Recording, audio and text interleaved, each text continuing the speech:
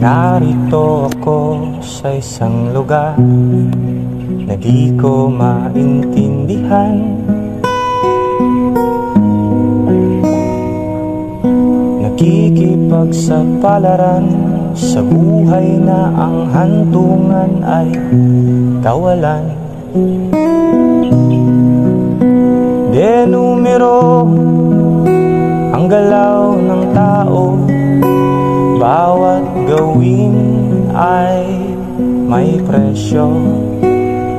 O narito ako sa isang lugar na di ko maintindihan.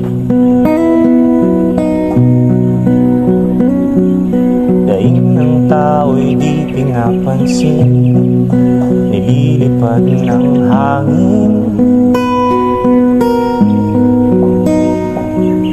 Pangkain